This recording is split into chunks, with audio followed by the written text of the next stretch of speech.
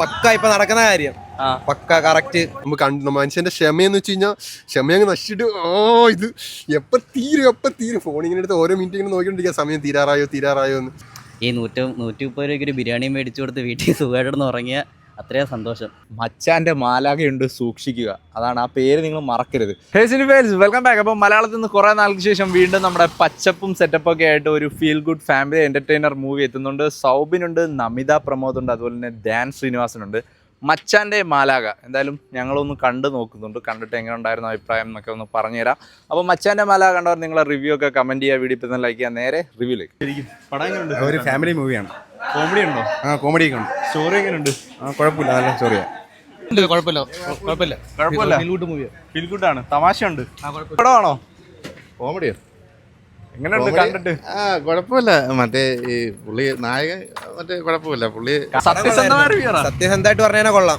Family entertainer പക്ക ഇപ്പൊ നടക്കുന്ന കാര്യം പക്ക കറക്റ്റ് സൂപ്പർ പടം.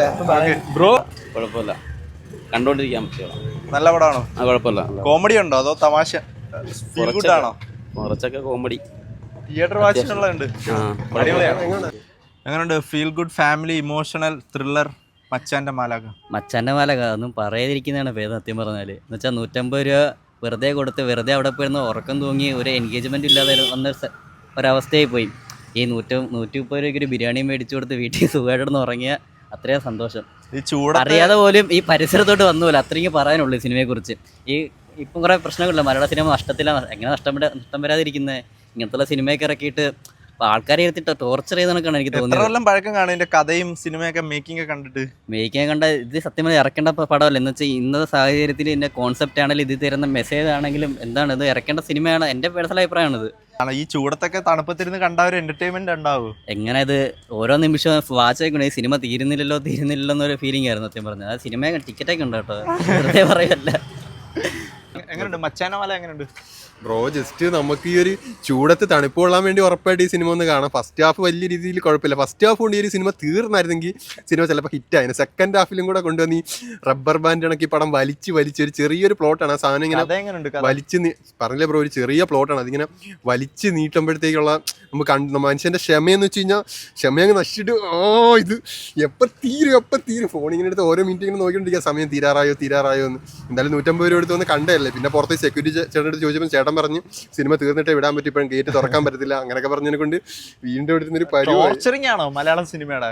ഫസ്റ്റ് ഹാഫ് വലിയ കുഴപ്പമില്ല, കോമഡീസും കാര്യങ്ങളൊക്കെ ആയിട്ട് നമുക്ക് എങ്ങനെങ്കിലും കണ്ടിരിക്കാം, അത് സഹിക്കാൻ പറ്റും. പക്ഷെ സെക്കൻഡ് ഹാഫിലേക്ക് വരുമ്പോഴത്തേക്ക് ഇത് അൺസൈക്കബിൾ ആണ്. സെക്കൻഡ് ഹാഫ് തീർത്ത പാട് അറിയാം, ഒരു നല്ല കഷ്ടപ്പാടായിരുന്നു. സൗബിൻ്റെ ചിലയിടത്തൊക്കെ ഡബ്ബിംഗ് ഒക്കെ ഭയങ്കര മിസ്സിംഗ് ഉണ്ട് സൗബിൻ്റെ. പിന്നെ ഫസ്റ്റ് സ്റ്റാർട്ടിങ്ങിൽ ഒരു നടിയെ കാണിക്കുന്നത്, ആ നടിയുടെയൊക്കെ ഡബ്ബിങ്ങിൽ എവിടെയൊക്കെയോ ചെറിയൊരു മിസ്റ്റേക്ക് അല്ല. 0.2 സെക്കൻഡിന്റെ അങ്ങനെ ഒരു എനിക്ക് തോന്നിയതാണ്. എല്ലാവർക്കും അങ്ങനെയല്ല, എനിക്ക് അങ്ങനെ ഒരു മിസ്സിംഗ് ആയിട്ട് ചെറുതായിട്ട് കാണാൻ വരുന്നവർ എന്താ ഒരു തിയേറ്റർ വാച്ചിനുള്ള ഉണ്ടോ?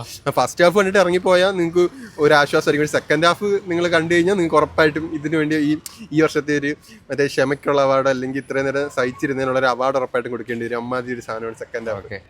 നിങ്ങൾക്ക് ഞാനൊരു ഉപദേശം തരാം സാർ. ഒരു കാരണവശാലും നിങ്ങൾ ഈ കൊടും ചൂടത്ത് തണുപ്പത്തിരിക്കാന്ന് പറഞ്ഞു പോലും ഈ ഒരു സിനിമയുള്ള തിയേറ്ററിൻ്റെ വാതിക്കൽ പോലും പോരുത്. മച്ചാൻ്റെ മാലാഖയുണ്ട്, സൂക്ഷിക്കുക. അതാണ് ആ പേര് നിങ്ങൾ മറക്കരുത്. ഇത് നിങ്ങൾക്ക് വലിയൊരു ഗുണം ചെയ്തേക്കാം. കാരണം ഒരു സിനിമ കയറിയിട്ട് എൻ്റെ പൊന്നെ ഇതിലും ഭേദം വെയിലത്ത് എവിടെ കാണാം, വെയിലത്തിരുന്നാൽ മതി എന്ന് തോന്നിപ്പോയ ഒരവസ്ഥ. അങ്ങനത്തെ ഒരു സിനിമയാണിത്. എന്തിനോ വേണ്ടി ആർക്കോ വേണ്ടി. ഇത് കണ്ടിട്ട് ഏത് വർഷം എടുത്തതെന്ന് പോലും അറിയാൻ വയ്യ. അങ്ങനത്തെ ഒരു സാധനമാണ് എടുത്ത് വെച്ചേക്കുന്നത്. എന്തൊക്കെയോ തിയേറ്ററിൽ എന്തൊക്കെയൊക്കെ കാണിക്കുന്നു. നമുക്ക് എന്തൊക്കെ ചെയ്യാനുണ്ടോ അതൊക്കെ ചെയ്യാം.